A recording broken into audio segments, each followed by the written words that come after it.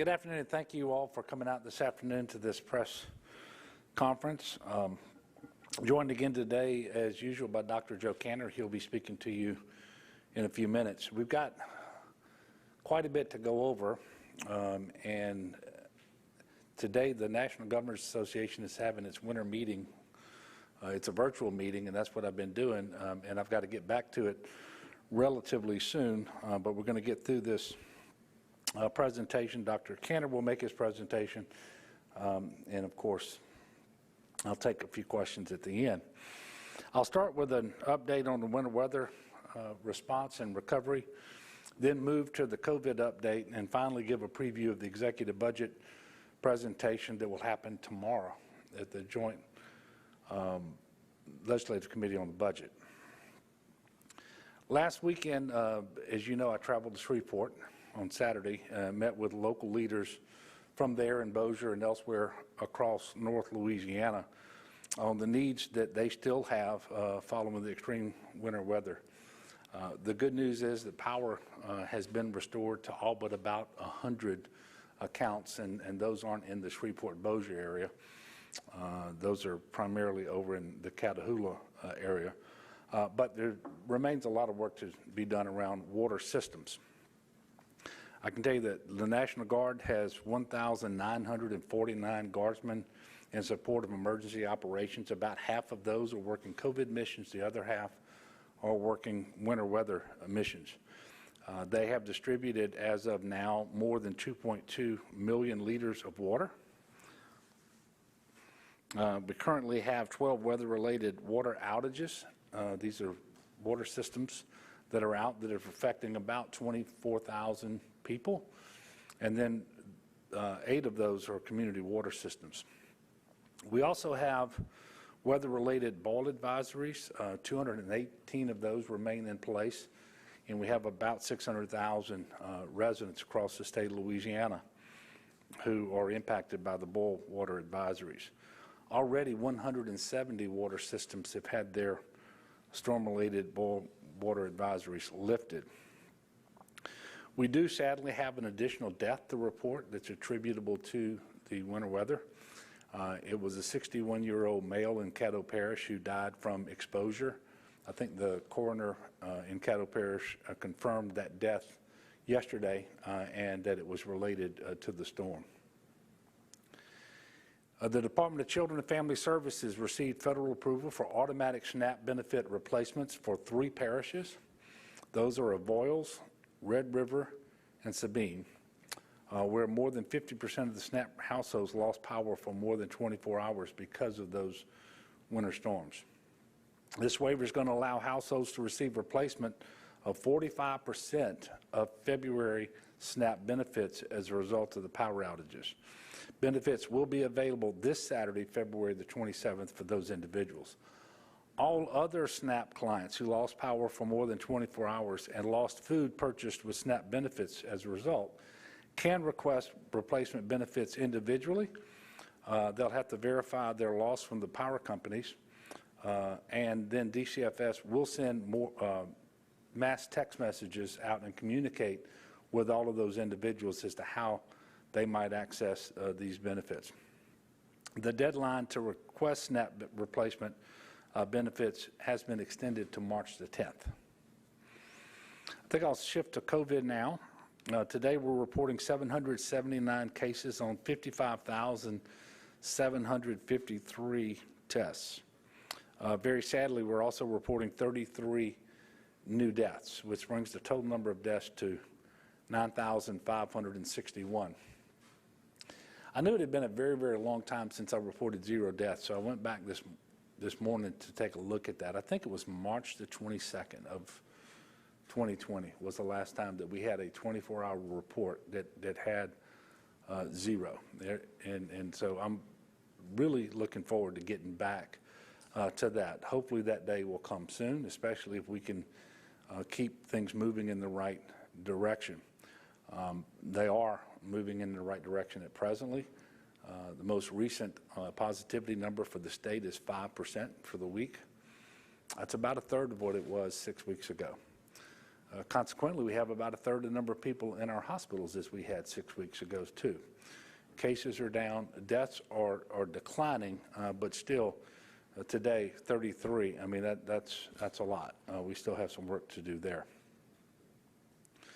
There are 679 people in the hospital across the state from COVID. That is down 8 over the last 24 hours.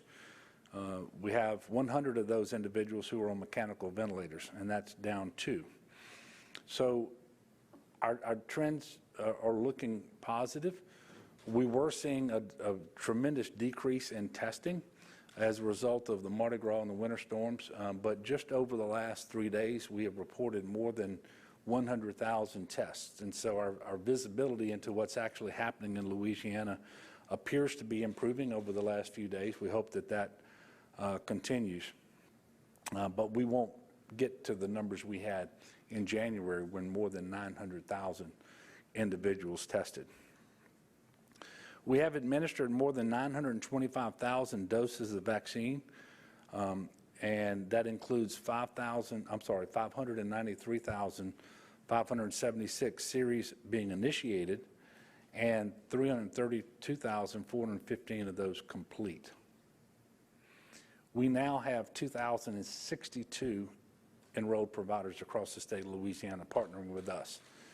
That means they've been approved by the state and by the CDC to both receive vaccine directly and to administer those vaccines. Yesterday, the FDA put out encouraging information about Johnson & Johnson's COVID-19 vaccine. The full FDA panel meets tomorrow. If the FDA grants emergency use authorization, obviously that would give us a total of 3 vaccines that we will have at our disposal to employ. And we could have the Johnson & Johnson as soon as next week, but that's assuming, of course, that the EUA is granted over the weekend. And we certainly don't know that that's going to happen, but we do believe it'll happen soon, and that's a very positive development. And I assume you're going to have a lot of questions about vaccine, both because of the Johnson & Johnson, but also to the disruption that we've had with respect to the receipt of vaccine last week and this week, and then what we're looking forward to. So at this time, I'm going to ask Dr. Cantor to come up. Please direct any questions that you have for him to him before he leaves the podium, and then I'll come back on the other side of Dr. Cantor and give you some additional information, then we'll wrap up. Thank you.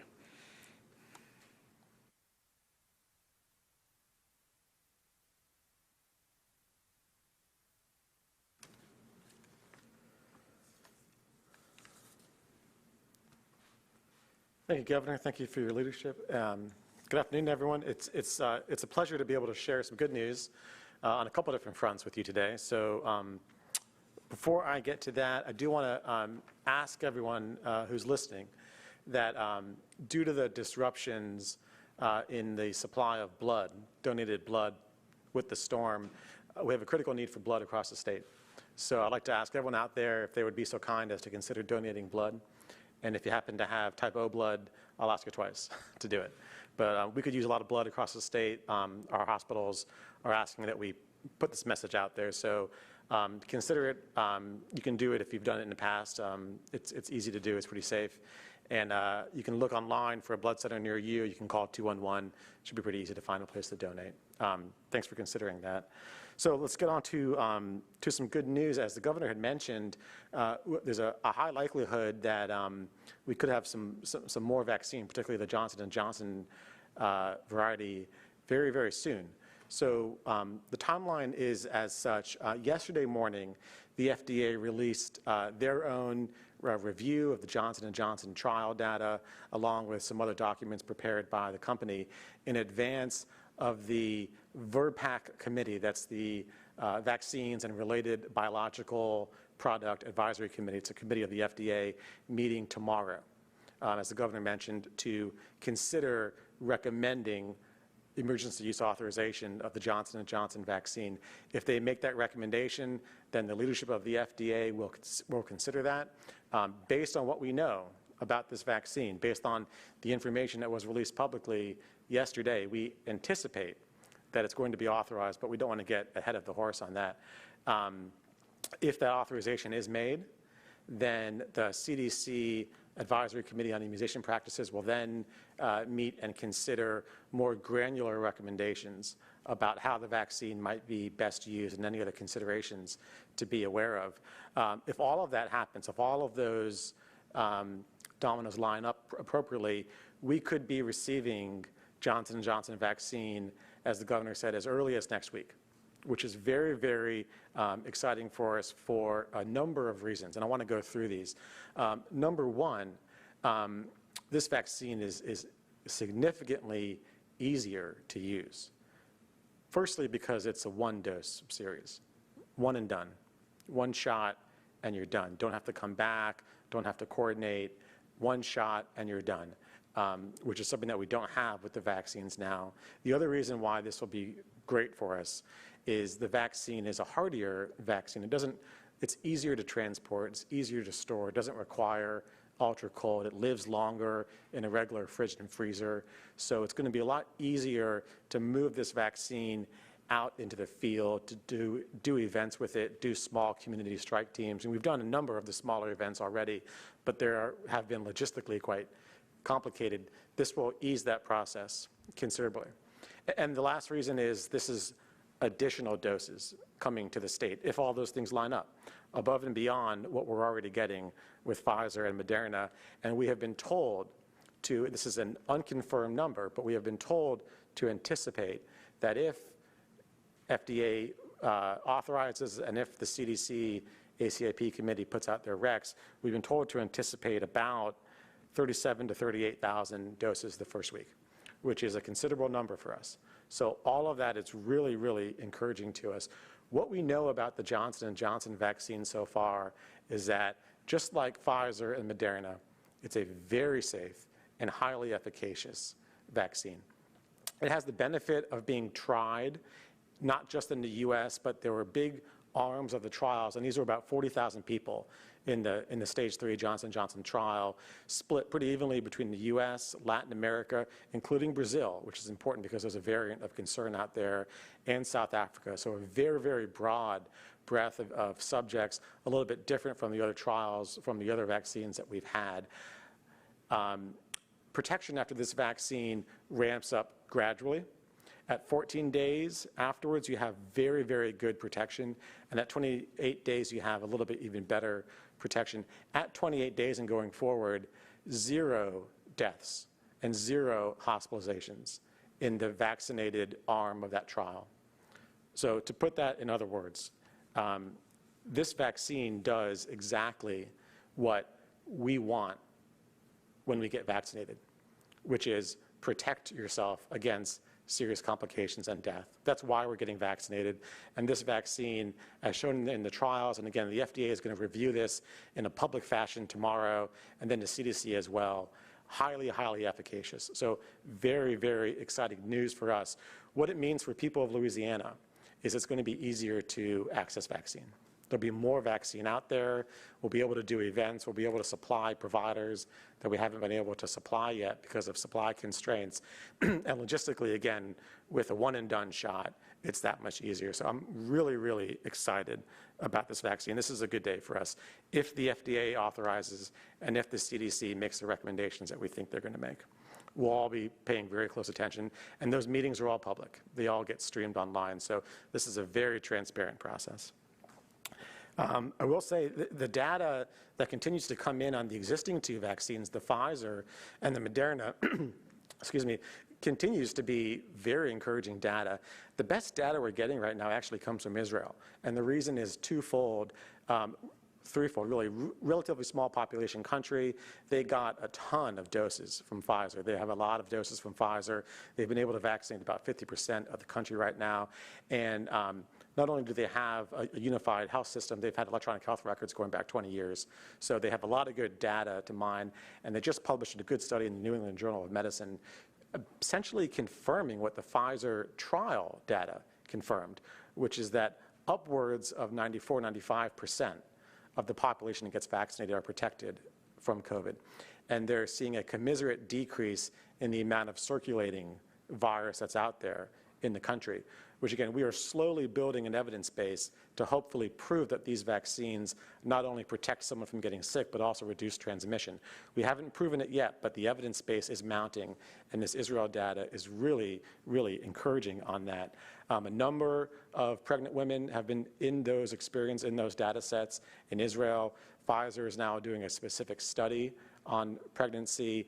Those studies are ongoing. There has been absolutely zero suggestion to date that these vaccines are in any way dangerous in pregnancy. And I mention that particularly because we are now offering vaccine to pregnant individuals in Louisiana. And I want folks to know that we have complete clarity right now on what the risks of COVID are in pregnancy. And that's increased maternal complications. And as the governor mentioned last week, we already are one of the leading states in the country of maternal complications and an increased risk of preterm labor. We know what those other risks are. The recommendations of both the WHO, the CDC, and the American College of Obstetrics and Gynecology are very clear. They advocate strongly that pregnant women have access to this vaccine because there has been no suggestion that it's at all dangerous to either mom or baby. So that's really encouraging. I'll tell you on a very personal level right now, my wife and I are expecting, and my wife is actually getting vaccinated today. She was able to make an appointment a couple of days ago. It was supposed to be for a couple of weeks from now, and the pharmacy called her yesterday with someone with a cancellation, and she bumped it up. So I'm a big believer in this, and I think anyone who is expecting should go have a conversation with their obstetrician or midwife. This is a good level of protection that I don't want people to pass up. I want to move on a little bit, and more and more we're hearing about teachers and other educators and daycare staff getting vaccinated now that the eligibility is there, and that's really encouraging. I want to make one correction from a number we gave the other week, and Sam, I think you brought this up, so thank you for raising it. The total denominator for K through 12 plus daycare teachers and staff is actually 160,000. I think we had said 95,000. It's actually 160,000. That includes some early start staff and some private schools as well. And it's interesting, going forward when we add new eligibility categories in the future, it's actually going to be less pertinent what those numbers are because more and more individuals in future eligible categories are getting vaccinated because they fit a previous category. And that's going to happen more and more. So I just wanted to flag that as we go forward. But Sam, thank you for bringing that up the other week. Let me talk a little bit about what we expect in terms of deliveries coming up. We are, as of today, caught up in what we had lost ground on due to the storm last week. So every delivery that was due into the state that was delayed last week because of the weather and then delayed a little bit in the beginning of this week because the feds were catching up their deliveries is now in state right now. So, and we believe going forward next week, the delivery is going to happen on time. So all of those doses are now in state. So we've caught up from there. I think people are still having appointments rescheduled and providers are working through those lists. So I do think there's still going to be a little bit of a lag in the number of people that get noted as vaccinated, on the dashboard. And I expect next week that those numbers pick back up. Looking forward, what we expect to come into the state in the coming week, which will be week 12, of vaccinations. We expect for Pfizer 52,650 doses. That's an increase of about 7,000 from the week prior. We expect 45,000 doses of Moderna. And again, estimated, if all of those dominoes line up appropriately for Johnson & Johnson, somewhere between 37,000 and 38,000 doses of Johnson & Johnson. So if all of those line up, that'll be the biggest allocation that we've had to date. And it couldn't come at a better time, because the weather is cleared up and we have newly eligible categories as of a week and a half ago, and our providers are ready to administer those vaccines. So that's very exciting. The other good news to share is that cases continue to go down, both in Louisiana and across the country. It's clear that we had a very big spike, the biggest spike we've had to date over Christmas and New Year's, and now, as the governor noted, particularly with the hospital numbers, we're going down impressively. Percent positivity this week is flat, at 5%. We did lose a lot of testing last week with the weather, and we're picking that back up now. So I want to give a caveat with some of the numbers on that you can't identify cases when the testing takes a lag like that, but by other indicators like hospitalizations and so forth, we're no question going in the right direction. And particularly to nursing homes, and we've talked before about what we should expect with nursing homes now that we have a good base of protection with vaccine there. As of today, and again, I say this with the caveat that there was a little bit of interruption in nursing home testing with the storm. But as of today, we have the lowest number of new cases in nursing home residents than we've had since the first spike. So that is encouraging. That number is 43 new cases over a 7-day period. So all of those are really encouraging. And again, by design, the intent was to vaccinate the most at-risk people first, because that's where the hospitalizations are and that's where the mortality is. And it's encouraging to see that play out. That said, despite our numbers going in the right direction, we remain concerned about the variants. And this continues to be a tip of the iceberg scenario where, with the relatively little amount of genomic sequencing that's done in this country, when you have some identified cases, you have more that you just haven't formally identified. So to date, we have confirmed 18 cases of the B117 or the UK variant. Those are in regions 1, 4, and 7. There are an additional 50 cases of suspect pending confirmation with the CDC. Those are in regions 1, 4, 5, 6, and 7. We anticipate all, or at least most of those, are going to end up being positive. The CDC is taking more time to confirm these because of the volume of suspect cases being sent into them. I can tell you nationwide, there's just shy of 2,000 identified cases of this variant in 45 states, although I would bet anything that it's really in all 50 states. It just hasn't been identified. That's all the reason to continue being vigilant with our mitigating measures. All the reason to continue masking, continue distancing. We know this variant is growing. We know it's circulating. We know it's transmitting. We need to do all we can now to continue to suppress transmission so that we don't give it a foothold. And the way this plays out, if we do a good job of that and suppress transmission enough and buy us enough time to get enough vaccine out there, we can avert what we fear might be another spike. If we drag our feet in either one of those, we might not be so lucky. So that's really what the strategy is now, is to continue to drive transmission down so that we can put ourselves in the best position to avert a spike by virtue of having transmission low and getting enough vaccine out there by the time this variant increases in numbers beyond what it is now. We've not identified any cases of the B1351 variant, that's the South African variant, yet in Louisiana. It has been identified in 14 states, closest to us being Texas, Tennessee, South Carolina, and North Carolina. We've not yet either identified any cases of the P1 variant, that's the Brazilian variant. Those have been identified in 4 states, Minnesota, Oklahoma, Maryland, and Florida. We'll let you know if any of that changes.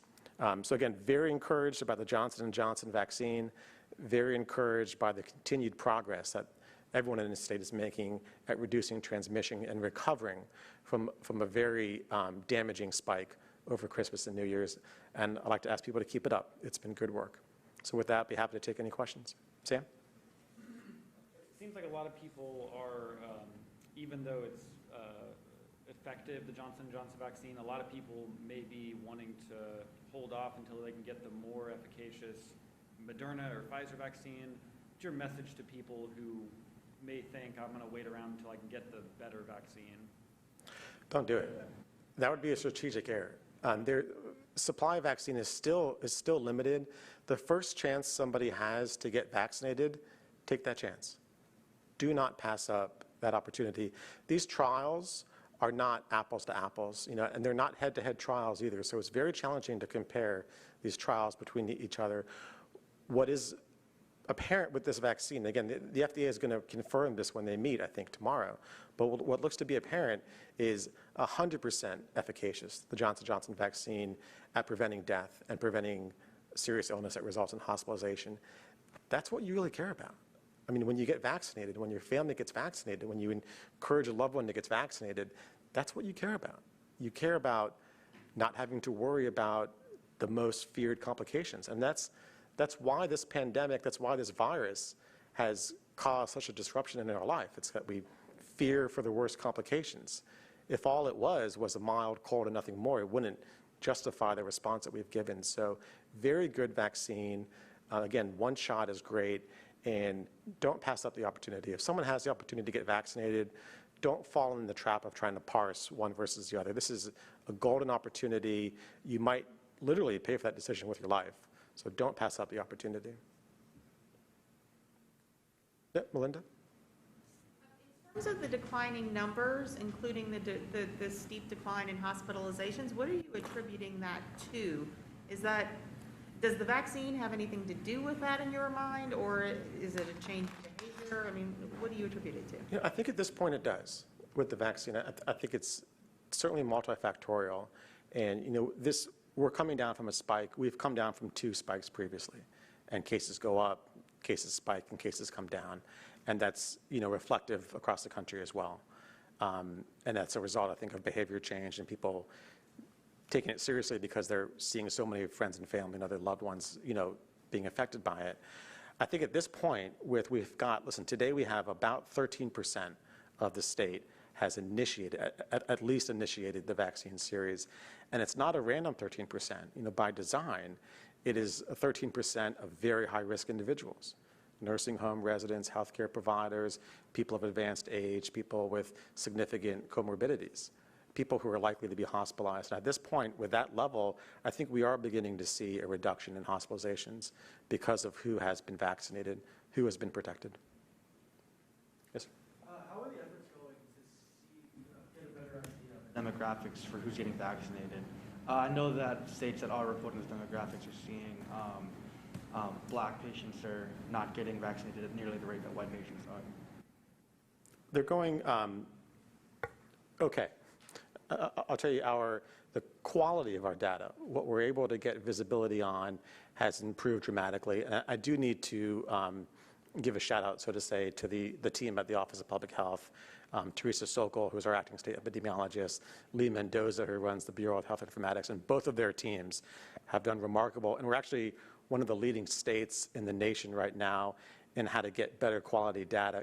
Nationally, about 49% of every vaccine administered does not have racial data attached to it. That's the data that the CDC put out a couple weeks ago, and I actually had the pleasure of joining a big CDC conference on Tuesday where we talked about this very issue. Here we have been able to get that unknown number down to 10.8%. And the way we've been able to do that is by reconciling data with existing databases that we use in the state. And we did the same thing with our testing data a number of months back. So we're able to get visibility, and we're actually one of the leading states on that right now.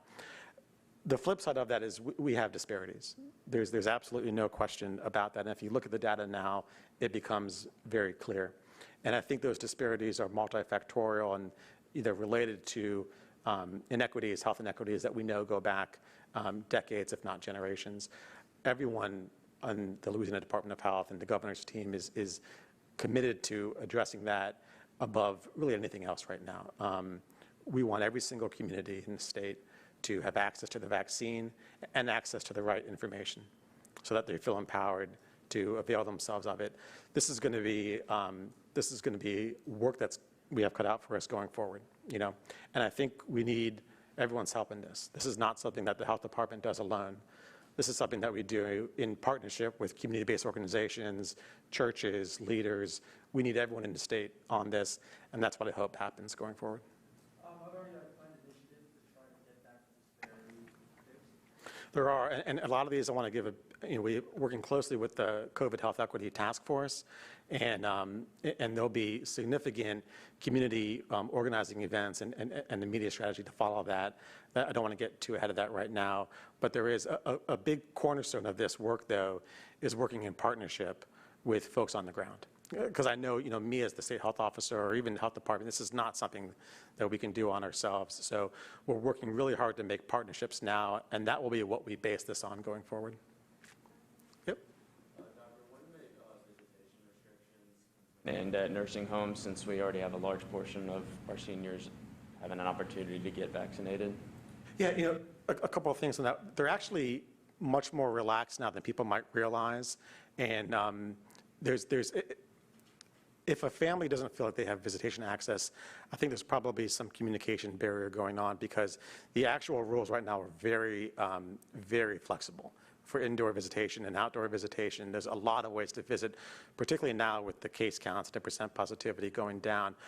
But the other point is they are federal rules at this point. So the visitation rules right now are CMS or federal rules. So everyone in the state is bound by those rules. I do expect those to be relaxed, particularly as more data comes out about the risk of transmission once one is vaccinated. They haven't relaxed it yet, but I would expect them to do so. Well, I'll wrap there. Again, I want to thank everyone for the hard work. Just remind folks that it's not over, and we have our work cut out for us to continue reducing transmission, particularly with these variants that are out there. So thank you.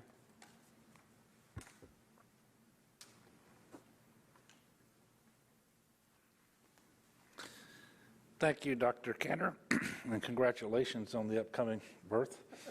I didn't realize that was going on, but I'm happy for you and your wife. With respect to the vaccine and its safety, I think now that we have administered hundreds of thousands of doses here in Louisiana and millions across the country, we can absolutely dispel some of the concern that was out there at the outset, that people would have immediate and severe allergic reactions in considerable numbers. We're just not seeing that at all. And so they are safe and effective, and I'm convinced that if the FDA issues the emergency use authorization for the Johnson & Johnson vaccine, that it too will be safe and effective. And we encourage people to take advantage of the earliest opportunity, once you're able to do so, to be vaccinated. That really is the way we put this pandemic behind us. There is no other way. And so we're encouraging people to do that. I do want to lend my voice to something that Dr. Cantor mentioned, and that is the need for blood donations. I speak with doctors quite frequently all around the state about COVID, about capacity and different things, testing and vaccinations. A number of them have mentioned to me this week that the situation on blood is serious. And so we are encouraging people to donate. Lots of ways to be connected with these blood centers, but please call 211 if you have any questions. A lot of people donate on a regular basis, and maybe they can just go ahead and speed that up and donate again now. And it is safe. There's nothing dangerous about giving blood right now. So would encourage people to do that. I'm going to turn now to the budget. So tomorrow, the Commissioner of Administration, Jay Darden, will be presenting the executive budget proposal to JLCB. It's been a challenging year for us and for our country in a lot of ways, and certainly at the outset, we didn't know exactly how this was going to impact health, the economy, so many other things that are going on. And therefore, it might come as a surprise to people because of these challenges that we've been able to put together a budget proposal that is balanced and that requires no cuts. Now, that doesn't mean that we aren't still challenged by COVID, and there will be a number of COVID-related expenditures going forward. Every business, every family, every government has more expenses associated with operating during a pandemic. And we also know, and I think I'll speak some more about this in a moment, that we really need further assistance from the federal government. And I do hope that the stimulus bill that is under consideration will pass in some form or fashion that certainly has state and local funding attached to it to help meet those expenditures that I just mentioned. But also, we know that our unemployment insurance trust fund is back down. I think today's number in the UCG this morning had about $6 million in it. So clearly that's going to be completely exhausted again very soon. We'll be borrowing money, and even though you're able to borrow money interest-free, it does have to be paid back at some point. We've already borrowed about $133 million The payback starts in September. And so it would be really helpful if we could replenish the trust fund, pay back what has been borrowed. Because if we are unable to do that, then there will be, at some point in the not too distant future, a tax hike on all employers who pay into the unemployment compensation trust fund. That's obviously not something you want to do as you're coming out of a pandemic and the economic troubles that were related to it. So we're in a better place than many thought possible. I can illustrate it another way. We were right at 300,000 jobs lost after the onset of the pandemic, and that was at the worst. All but about 80,000 of those jobs have returned. Now, we still have an awful lot of people out there who are not employed, who want to be and need to be, and some people are underemployed. We've got a lot of families. But that's just a measure of how things are, in fact, improving. And things have been improving in Louisiana for a number of years now. If you go back to the structural budget deficit that was created in, over a number of years, but really got to an unsustainable place in 2015, 2016. And in fact, Moody's recently upgraded our credit rating from stable to positive, the outlook, I should say, from stable to positive. And this is the first step towards getting a bond upgrade, which is obviously what we want. And they discussed extensively the responsible budgeting that has been happening in Louisiana recently, the stable revenue, the fact that we're paying our bills, we're paying back into the rainy day fund, the budget stabilization fund, and so forth. The REC has improved our revenue forecast for next fiscal year, obviously the year that starts on July 1st of 2021. We have benefited from the CARES Act that was passed earlier in 2020.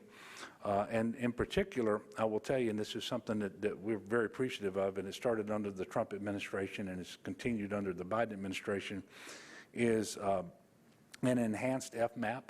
About 6.2% of the portion of the Medicaid program paid for by the federal government. That has been extended to all states, at least through the end of the calendar year. And that has had a big impact on our ability to fashion the budget we're going to present on tomorrow. So we were able to balance the budget. We are not proposing cuts. And in fact, we're going to propose some critical investments, especially in education. So this is some hopeful and bright news in a period of time that really, quite frankly, hasn't been so bright. The budget we're proposing includes modest but meaningful pay raises for K through 12 teachers and support staff, as well as higher education faculty, an increase in the higher education formula, and more dollars to GO grants, the need-based aid for higher education. And obviously there will be an increase in TOPS too, just given the number of students who will be participating in TOPS next year. Specifically, under our proposal, educators will see a $400 increase next year, and support staff would receive an additional $200. And we obviously know that our teachers, support workers deserve more than that. I am absolutely committed to delivering more teacher pay over the remainder of this term, but we always knew that it'd be a multi-step, multi-year process. But this is another step in the right direction, and that would be funded by a 1.375% increase to the MFP, that portion of the funding formula that typically goes to pay. I would point out that this budget does not take into consideration anything that's presently pending before Congress. And so every day you're seeing news about whether there's going to be state and local aid in the next package, and if so, how much, and all the other various forms of funding, whether it's for K through 12 or higher education or healthcare delivery system, another round of PPP, another round of unemployment. Obviously, until something's passed, we don't take it into consideration in terms of our budget. We do know that as part of the package, Congress is considering an increase to the federal minimum wage. And I know this is also one of the things that makes that particular package somewhat controversial for some. You all know that I have supported an increase in the minimum wage here since before I was governor. We have asked for one every single year. The minimum wage at the federal level remains $7.25 an hour. It's been at that level since 2009, and that's what it is in Louisiana, because we're one of just a handful of states that don't have our own minimum wage. So I have written a letter to our congressional delegation encouraging them to find a way to increase the minimum wage. And hopefully it'll happen in the reconciliation. If not, some standalone bill, because $7.25 in 2021 simply is insufficient. And on top of this, studies have shown that we have the second highest percentage of workers in the country who actually work for the minimum wage. So for all of those reasons and the fact that the pandemic has actually exacerbated the problems caused by such a low wage, that I believe it's time that we increase the minimum wage. There will be additional efforts in Louisiana this year in the session that starts in April. Quite frankly, I support them. There's going to be multiple bills, and hopefully we can find a way to do this. And the vast majority of people in Louisiana support it. I'd ask you to look at what happened on the first day of January of this year. I think it was about 20 states started with an increase in the minimum wage because of work they had done previously.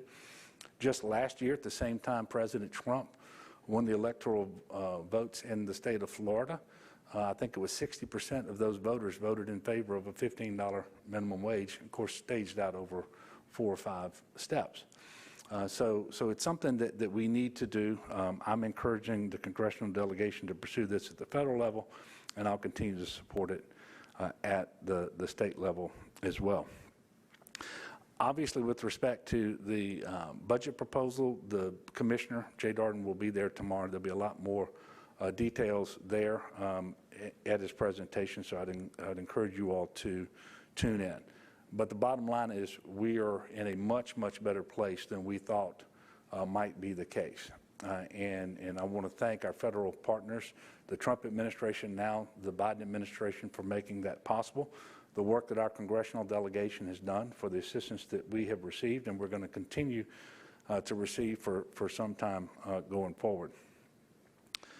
Before I take your questions, I'll let you know that our next press conference will be next week on Tuesday. I'm thinking we're going to do that around 1 o'clock in the afternoon here. We'll let you know for sure. I do get my second dose next Tuesday afternoon as well. And in fact, as I was preparing to come in here, I received a text message from FMOL reminding me of that second dose appointment. And that's part of the logistical challenges around a 2-dose vaccination series that we don't have with Johnson & Johnson, is getting people back on that 21st day if it's Pfizer, and it doesn't have to be exactly the 21st day, or the 28th day of Moderna. But I do look forward to being vaccinated with a second dose next Tuesday afternoon, and I think you're all going to be invited to come out to that as well. So with that, I will take some questions. Yes, ma'am. In terms of the money that's used to balance the budget and avoid the cuts, is that all, is the federal assistance mainly coming from the FMAP increase, or are y'all using some of that second round of congressional aid that was passed in December to help offset something? Well, the biggest part of it, and again, this will be detailed tomorrow by the Commissioner, the biggest part is the FMAP. As you all know, the Medicaid program, and this isn't unique to Louisiana, but to every state, is the single biggest expenditure item. And so anytime you get relief on the Medicaid program and lower the expenses that the state incurs in that program, it provides a tremendous amount of flexibility. And so that is the biggest effort. Now, I will tell you that the CARES Act funding for state and local government, that was all appropriated, that was all allocated out in December of last year. So I'm not going to tell you that there aren't some dollars still being brought to bear, but for the most part, that is behind us. But there was that additional round of funding that passed in December that had like $1 billion for education, for example. Yeah, I didn't know some of that. and so we have a little over $1 billion for K through 12 education. We have, and my numbers are going to be a little bit off, but more than $100 million for early childhood, about $250 million for higher ed. No, we're not taking that into consideration because those dollars have specific strings attached to them and things that they can be used for and can't be used for. And quite frankly, some of the rules by the federal agencies that actually dictate how those dollars can be spent are just now starting to come down. And so you had an appropriation in the last Congress that was overseen by the last administration, but now you have a new administration and new people who are writing the rules. So for example, just the other day, I believe we got the rules associated with the Emergency Rental Assistance Program funding that was funded in the appropriation in December. But the rules just came down the other day about how the program has to be structured with those dollars. And that's continuing to happen around all of the funding that came down in December. And we're very thankful for that funding, and there's considerable funding there for K through 12. And I know Superintendent Brumley, for example, has been talking about their approach to that. And much of that money flows directly down to the districts, by the way. Yes, sir. You said you've contacted the congressional delegation. It appears that the Louisiana's House congressional delegation will unanimously vote against this package. How can you be so far out of step with? Why do you think that both of you are so opposing ideas on that? Well, the letter, as I mentioned, asked them to support an increase in the minimum wage. That could be possible with this particular instrument. It'll depend on how the Senate parliamentarian rules and what amendments get offered and so forth. As to whether they vote for or against it and why they make that decision, you'll have to address that question to them. I am 100% confident that the vast majority of people in Louisiana support an increase in the minimum wage. It's been demonstrated time and time again with polling information. It's been demonstrated time and time again in other states when they're given opportunity to vote on it. The most conservative states in the country overwhelmingly support an increase in the minimum wage, and we're one of just a handful of states that haven't created our own minimum wage, and we're still on the federal minimum of $7.25 an hour 12 years later. We can do better than that, and I'm encouraging our congressional delegation to do that, and I'm encouraging our legislature here in Louisiana to take this up this year as well. Yes, sir. Hospitalizations and case numbers continue to go down. Do you still see any sign of loosening restrictions next week for businesses? Well, as you know, I don't make announcements about what the next proclamation looks like until after I have the benefit of a gating criteria meeting and recommendations from the Department of Health and the Office of Public Health, and I haven't done that yet. Obviously, when you look at the trend lines, they are good, and so I would anticipate that we will have a new proclamation, meaning not just an extension of the current public health emergency proclamation with its restrictions and mitigation measures, but that there will be new features in that, but I will make that announcement to you all on Tuesday at 1 o'clock as to what that looks like. I'm just not going to get there now. But one of the things that I'm most gratified about is typically you just look at the trends, and quite often as soon as things start looking better, people start saying, okay, you got to lift restrictions now and do this, that, and the other. Well, if you have a really high baseline, the fact that you may have a week or two of improving trends doesn't mean that you're in a materially better place. But when you have lower baselines and good trends, that's when you can feel confident about moving forward. And it appears to me that that's what we're going to see.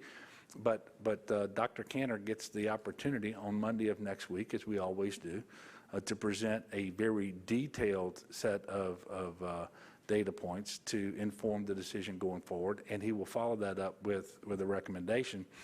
And I'm just not going to get in front of him by announcing something today, because that's just not the way we do things.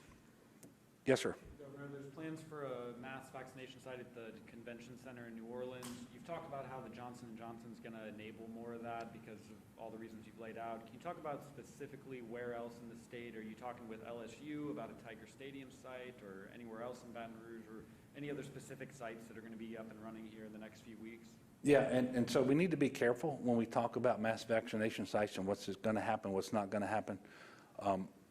I believe that if and when, and it's going to happen, I think, and the sooner rather than later, that Johnson & Johnson is approved, that it is a good candidate for mass vaccination events for a couple of reasons. One is those are net new doses on top of what we're currently getting in Pfizer and Moderna. And secondly, they're one shot, so you don't have to try to get those people back.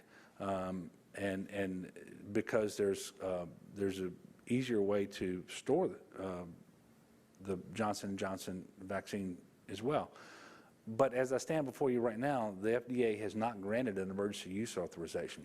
And so to talk about specifically how we would employ them or whether they would go to that specific site you mentioned, I think you talked about the convention center, it is premature.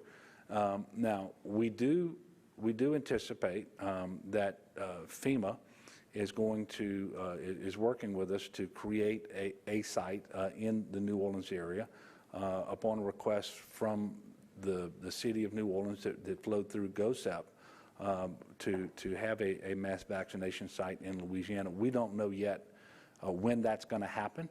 We don't know the number of doses or the types of the type of doses that will be used. And so I just don't want to get too far in front. But as soon as we're able to do that, we're going to let you all know. But I can tell you, and I think we've told you before, we're looking at these types of events happening all over the state and working very closely with our regional medical directors and as to what the right mix is for those particular regions. You know, because of geography and the ability for people to get transportation to and from the site, does it make sense to really have one mass vaccination site added for a region, or would multiple smaller sites that wouldn't necessarily be considered a mass vaccination site be better for those particular regions? So we're doing all of that work now, and it would be my hope and quite frankly my expectation that in the not too distant future we're going to be announcing some of this. But what you saw come out of the convention center is a partnership between New Orleans, the convention center, and Children's Hospital to run a mass vaccination site at the convention center, and they gave us the number of doses that they would be able to administer in a certain amount of time, and now we're trying to make that work. But it's just too early to say when that's going to happen or which type of vaccine will be used. Any other questions? I hope not, because I have to get back to the concluding session of the National Governors Association winter meeting so that I can have some of these conversations directly with the president about vaccine and hear from his team. Did you have one more question? Well, you know, we just, but today is Thursday, so it was just Monday that we added a number of individuals. If you look at the total number of Louisianans who are currently eligible for vaccine, it's almost a third of the state. And so we don't know when we get to the next order of priority because it depends on the uptake. But what we do is we continually converse with those enrolled providers, hundreds of them around the state, and try to detect as soon as there's some slack in the appointment system. And as soon as there is some slack, that's an early indication that we can add some more individuals to the priority group that's then eligible to receive the vaccine. We're just not there yet. But I will tell you, I was very happy that this week we could get to pregnant women, that we can get to those 55 and older who have one or more of those comorbid health conditions, and that we could get through all the K through 12 and early childhood workers, not just teachers, but all of the workers. Incredibly important for our state. And then the other reason I can't answer your question is I don't know. He told us what we can expect in the first week that Johnson & Johnson is available. Is it available next week or is it the week after? We don't know yet. So you have to make your decisions so that you're taking all of that into consideration. And until something happens, you can't take it into consideration. But obviously, we look forward to continuing, as we are able, over time, to making the vaccine available to more individuals. And you know, I hope to do that sooner than later, but I can't give you a timeline. But thank you all very much, and thank you for continuing to cover these press conferences. We are in a better place, and I want to thank the people of Louisiana for that. It wouldn't happen but for the fact that many people in Louisiana take this virus seriously. They take this disease seriously. And quite frankly, and I think this gets back to a question that was earlier, I think there are the earliest signs now that the vaccinations are making a difference in our numbers, especially around hospitalizations and I suspect coming soon, deaths. Because while we haven't vaccinated, we've started vaccination in 12% of our state, 70% of those shots have gone into the arms of people who are 60 and older. And so we always told you we wanted to vaccine people to make sure that we were preserving capacity in our hospital and saving lives. 70% of these shots are going into the arms of people 60 and older. Those were the people who were having the most serious cases of COVID-19, most likely to end up in the hospital and most likely to die. And so hopefully this will continue, but we are seeing the earliest signs that that is having its intended impact on what we're seeing in Louisiana. That is very, very gratifying. But we still have to wear our mask. We still have to get the vaccine when it's available to us. And let's all do our part.